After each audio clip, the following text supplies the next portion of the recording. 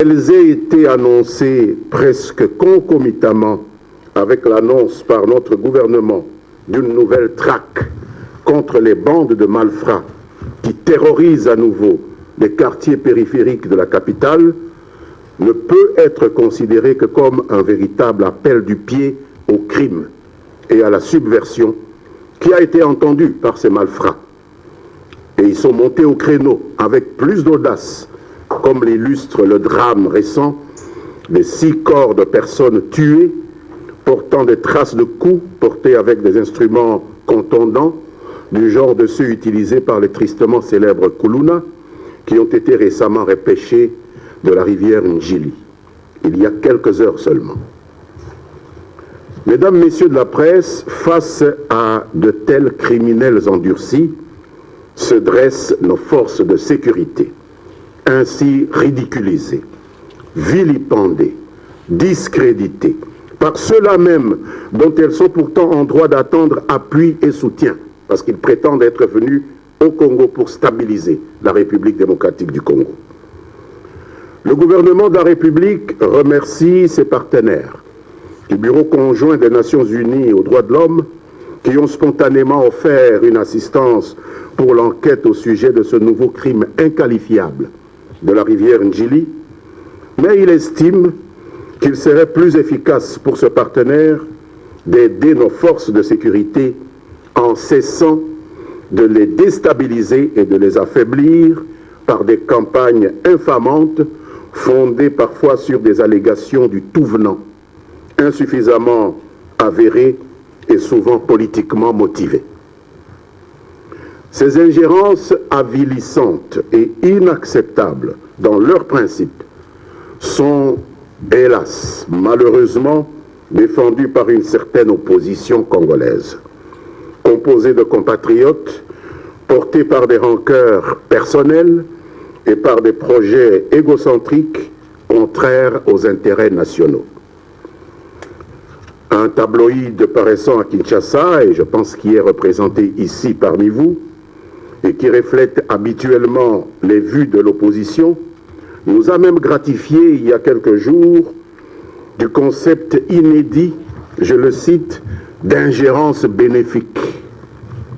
Une véritable hérésie, car jusqu'à ce jour, en droit international, le terme ingérence, qui définit l'attitude ou le comportement d'un État qui s'immisce de manière illégitime dans les affaires strictement intérieures d'un autre État, ne s'entend que négativement. Ce concept ne peut donc être bénéfique. L'ingérence étant un mal par définition. Il n'est donc pas à confondre avec la coopération ou la solidarité internationale, sans lesquelles aucun pays, même ceux qui prétendent dicter leurs lois aux autres, ne peut s'épanouir aujourd'hui. Il ne s'agit pas seulement de la République démocratique du Congo. Ceux de nos concitoyens qui se frottent les mains en voyant le pays dont ils sont ressortissants être confrontés à ces manœuvres de substitution de souveraineté que nous dénonçons sont affligés d'une sorte de masochisme politique suicidaire. Ils se recrutent généralement, on le comprend, parmi les mauvais perdants des élections. Et ce, depuis les élections de mai 1960, jusqu'à présent. Car ils caressent l'espoir de capturer le pouvoir d'État par des arrangements antidémocratiques avec le soutien de puissants intérêts néocolonialistes. Le président Joseph Kabila a le mérite d'avoir proposé à tous ses concitoyens un dialogue politique national inclusif pour ne plus se regarder en chien de faïence, pour rechercher un consensus sur le devenir de la nation. Cette proposition du président, soutenue par la communauté internationale, est diversement appréciée par certains de nos compatriotes au sein de l'opposition, où ils n'y voient qu'une ruse du chef de l'État pour contourner le respect de la Constitution. Rien n'est plus faux.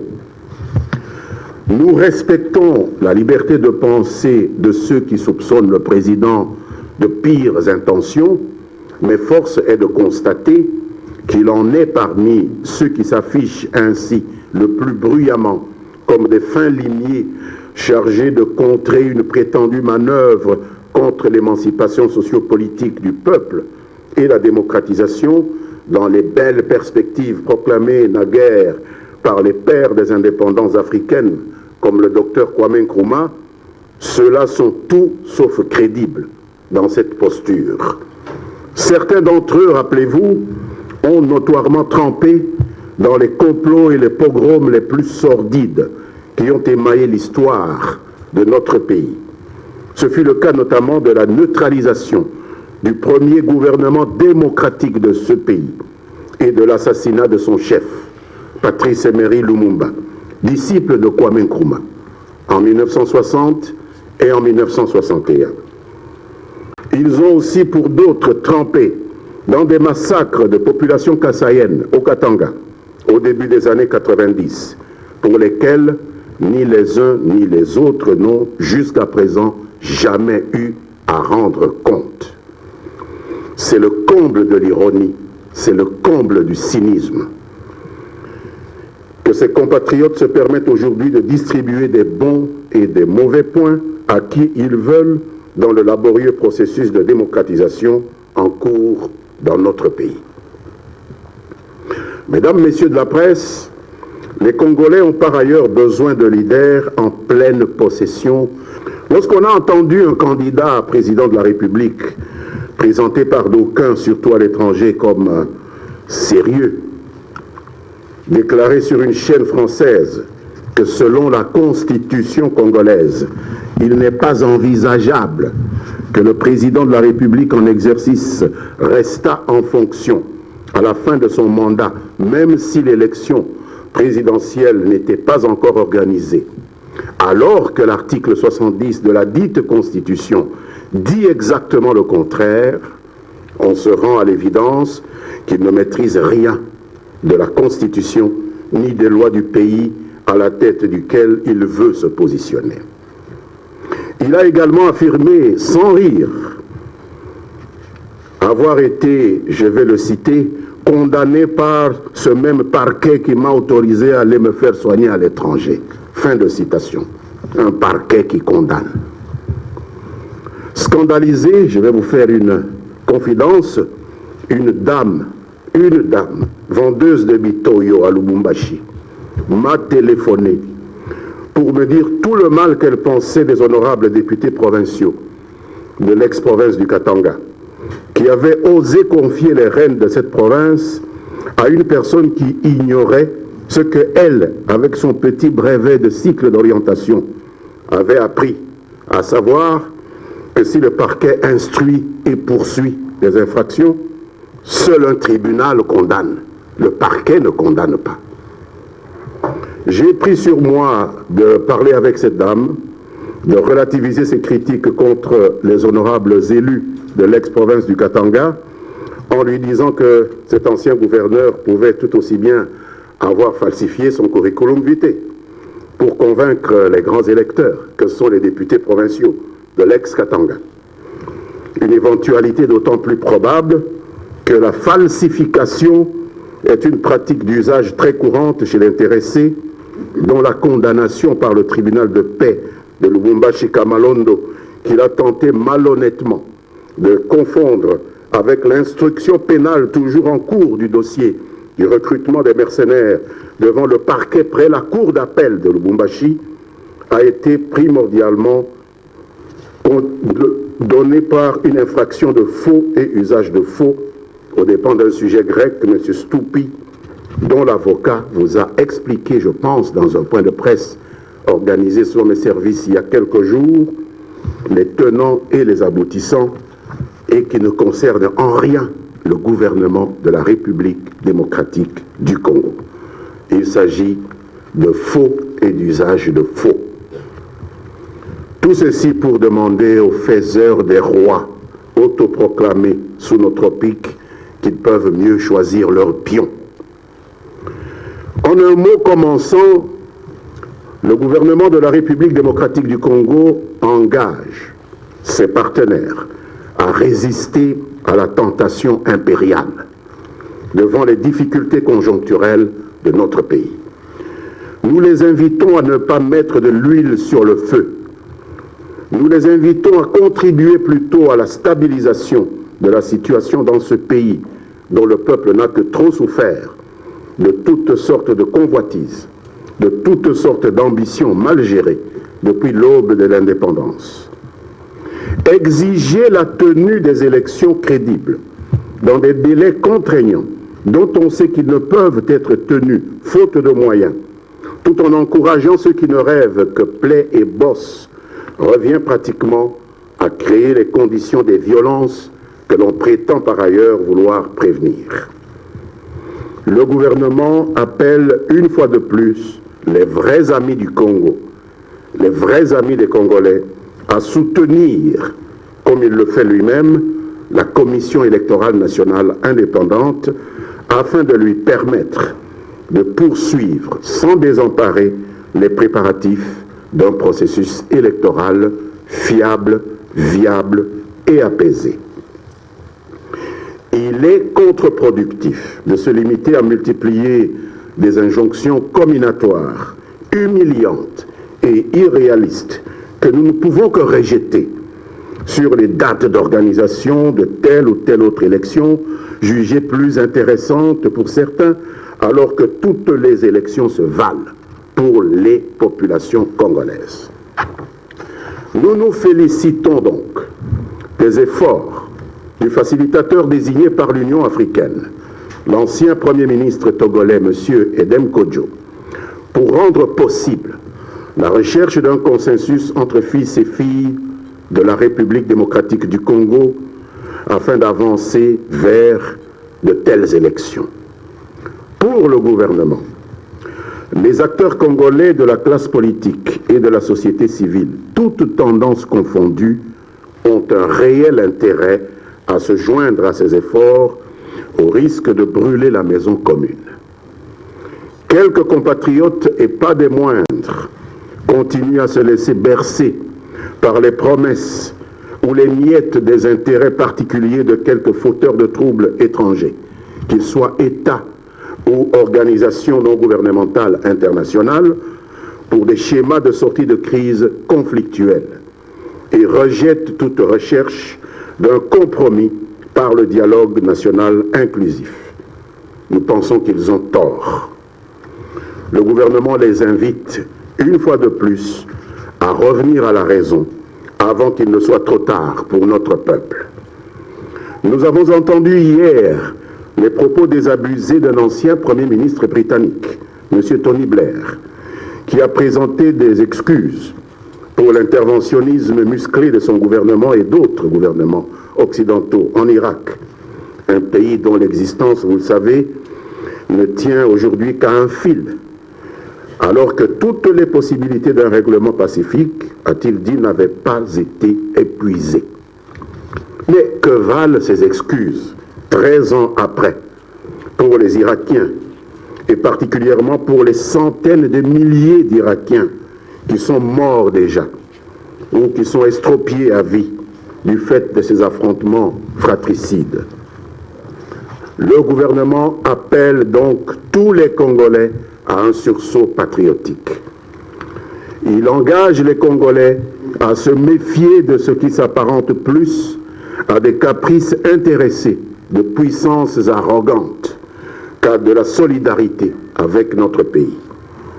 Nous nous félicitons de la sélection le 4 juillet courant par la Commission électorale nationale indépendante, conformément aux règles de l'art, d'un fournisseur pour les 22 000 kits d'enrôlement mobile biométrique pour l'actualisation du fichier électoral, sans laquelle il n'y a point d'élection crédible possible, quelle que soit par ailleurs l'impatience légitime des uns et des autres à voir l'élection se tenir au plus vite.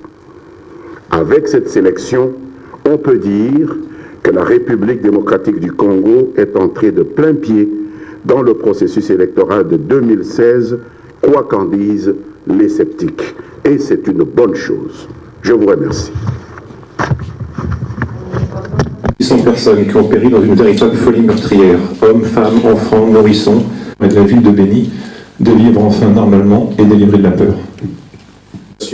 Du Grand Nord, notamment de Béni, Béni-Mbao, dans le Nord Kivu, qui est, comme vous l'aurez constaté, le grand absent des débats qui se déroulent sur toutes les arènes, que ce soit à Kinshasa, à Genval ou ailleurs. Nous sommes présents à Béni. Le président de la République a notamment instruit, en sa qualité de commandant en chef des forces armées de la République démocratique du Congo, le commandement de l'opération Soukola qui était basé à Goma, à se délocaliser, non pas même à Béni, mais à Eringeti, une localité très rurale, où on a situé le triangle de développement de, de ce groupe armé résiduel que constituent les ADF. Donc il y a là tous ces généraux, tous ces officiers qui initient leurs actions contre cette offensive asymétrique à partir de la zone même où se déroulent les opérations d'attaque contre nos populations. Il est évident que dans une offensive de type asymétrique, on ne peut pas fixer une date au-delà.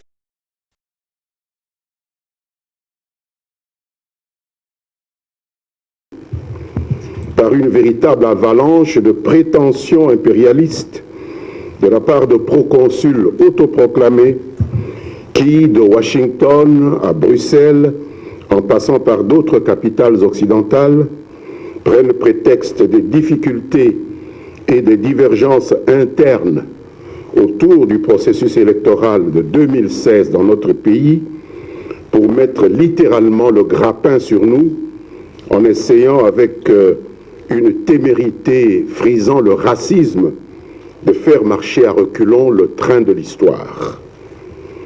Comme si les 70 millions de Congolais que nous sommes n'avions pas nos propres intérêts nationaux. Des gouvernements étrangers s'érigent en régents des affaires de la République démocratique du Congo, allant jusqu'à donner des injonctions, à asséner des sanctions dites ciblées aux fonctionnaires de nos administrations, en lieu et place du pouvoir exécutif légitime de ce pays. Des institutions parlementaires, d'entités nationales et régionales auxquelles la République démocratique du Congo n'appartient pas, s'autorisent à délibérer, à statuer et à légiférer même sur ces affaires intérieures, en s'appuyant malicieusement sur un droit d'ingérence humanitaire à géométrie variable, parce qu'il ne s'exercerait que vis-à-vis de la seule République démocratique du Congo. Mesdames, Messieurs de la presse, c'est une conception abusive et dangereuse du droit international et des relations entre États, plus d'un demi-siècle après les indépendances des années 60. Le gouvernement congolais la rejette et la condamne formellement parce qu'elle porte en elle les germes d'une régression inacceptable et de l'aggravation de la déstabilisation d'un pays et d'une région dont la fragilité n'est plus à démontrer par la démoralisation et la démotivation notamment des technostructures qui ont en charge l'ordre public et la sécurité. Il nous est permis de poser la question de savoir au nom de quelle logique un grand industriel français, de surcroît député de l'opposition, M. Serge Dassault, je prends cet exemple, peut faire l'objet de poursuites pénales en France pour fraude fiscale, sans soulever une quelconque objection sur une prétendue restriction des espaces démocratiques dans ce pays, alors que la moindre convocation devant la justice congolaise d'un homme politique de l'opposition en RDC pour des faits similaires ou même des faits plus graves donne lieu à une véritable levée de bouclier. Quelle est cette logique-là? Nous ne pouvons en aucune manière accepter cette obsession à jeter systématiquement l'opprobre et le discrédit sur notre appareil judiciaire et sur les officiers de nos forces de sécurité qui ne font que dire le droit congolais pour l'appareil judiciaire et exécuter les ordres de leur hiérarchie pour les officiers de nos forces de sécurité dans la répression de la criminalité. Le gouvernement de la République démocratique du Congo déplore vivement la tendance devenue constante à banaliser les comportements délictuels et même les crimes très graves qui se commettent dans notre pays, observés dans le chef de certaines bonnes âmes qui se comportent en l'espèce comme si leur préoccupation était plus de justifier la prolongation de leur mission humanitaire, entre guillemets, plutôt que de stabiliser la situation en République démocratique du Congo. En dépit de la désignation d'un magistrat chargé de faire la lumière sur les faits, notamment de l'opération Kuluna, à propos desquels des sanctions ont été prises par un gouvernement étranger sur un officier d'un pays tiers, la République démocratique du Congo, les preuves documentées des 51 personnes qui auraient été tuées du fait d'un usage dit excessif de la force par la police de Kinshasa se font toujours attendre. Et si vous en avez, nous sommes friands de les avoir. Les fameuses sanctions ciblées, totalement incongrues et illégitimes d'un gouvernement étranger à l'encontre d'un fonctionnaire d'un État tiers, la République démocratique du Congo, sont perçues non seulement par le gouvernement, mais par la plupart des Congolaises et des Congolais comme ce qu'un sketch populaire de la dynamique de la lutte contre la pensée néocoloniale a bien qualifié à la RTNC de nouveau nom de la chicotte coloniale. Qu'elles aient été annoncées presque concomitamment avec l'annonce par notre gouvernement d'une nouvelle traque contre les bandes de malfrats qui terrorisent à nouveau les quartiers périphériques de la capitale, ne peut être considéré que comme un véritable appel du pied au crime et à la subversion qui a été entendu par ces malfrats. Et ils sont montés au créneau avec plus d'audace, comme l'illustre le drame récent des 6 corps de personnes tuées portant des traces de coups portés avec des instruments contondants du genre de ceux utilisés par les tristement célèbres Kuluna qui ont été récemment repêchés de la rivière Njili, il y a quelques heures seulement. Mesdames, Messieurs de la presse, face à de tels criminels endurcis, se dressent nos forces de sécurité, ainsi ridiculisées, vilipendées, discréditées, par ceux-là même dont elles sont pourtant en droit d'attendre appui et soutien, parce qu'ils prétendent être venus au Congo pour stabiliser la République démocratique du Congo. Le gouvernement de la République remercie ses partenaires du Bureau conjoint des Nations Unies aux droits de l'homme qui ont spontanément offert une assistance pour l'enquête au sujet de ce nouveau crime inqualifiable de la rivière Njili, mais il estime qu'il serait plus efficace pour ce partenaire d'aider nos forces de sécurité en cessant de les déstabiliser et de les affaiblir par des campagnes infamantes fondées parfois sur des allégations du tout venant, insuffisamment avérées et souvent politiquement motivées. Ces ingérences avilissantes et inacceptables dans leurs principes sont, hélas, malheureusement, défendues par une certaine opposition congolaise, composée de compatriotes portés par des rancœurs personnelles et par des projets égocentriques contraires aux intérêts nationaux. Un tabloïd paraissant à Kinshasa, et je pense qu'il est représenté ici parmi vous, et qui reflète habituellement les vues de l'opposition, nous a même gratifié il y a quelques jours du concept inédit, je le cite, d'ingérence bénéfique. une véritable hérésie, car jusqu'à ce jour, en droit international, le terme « ingérence » qui définit l'attitude ou le comportement d'un État qui s'immisce de manière illégitime dans les affaires strictement intérieures d'un autre État ne s'entend que négativement. Ce concept ne peut donc l'ingérence étant un mal par définition. Il n'est donc pas à confondre avec la coopération ou la solidarité internationale, sans lesquelles aucun pays, même ceux qui prétendent dicter leurs lois aux autres, ne peut s'épanouir aujourd'hui.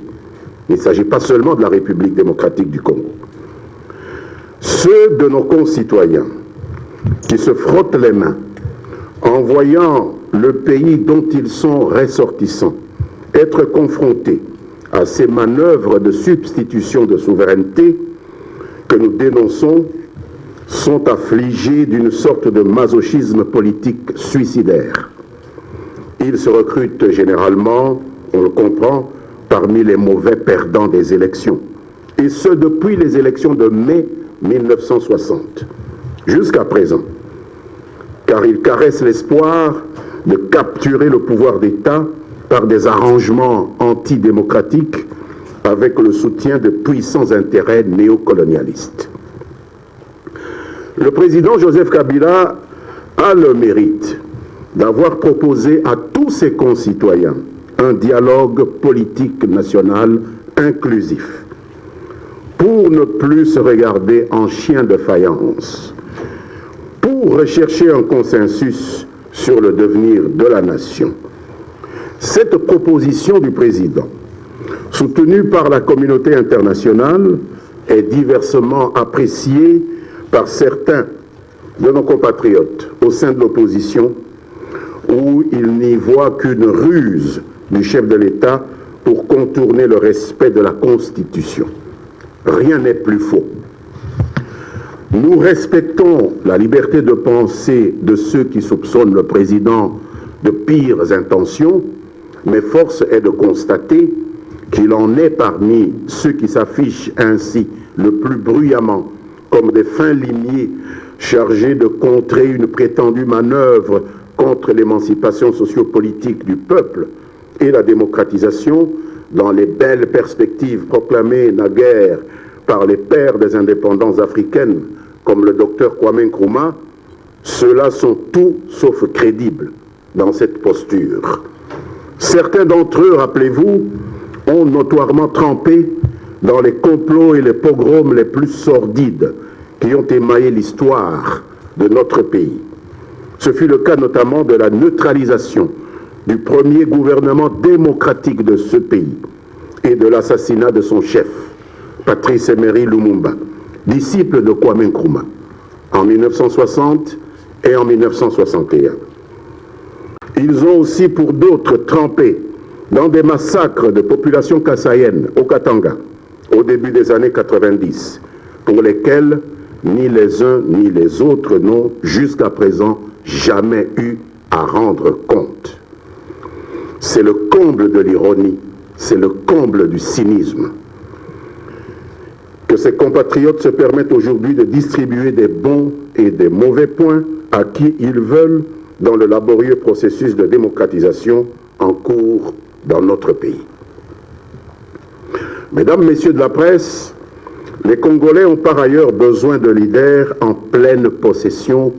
Lorsqu'on a entendu un candidat à président de la République présenté par d'aucuns, surtout à l'étranger, comme sérieux, chaîne française,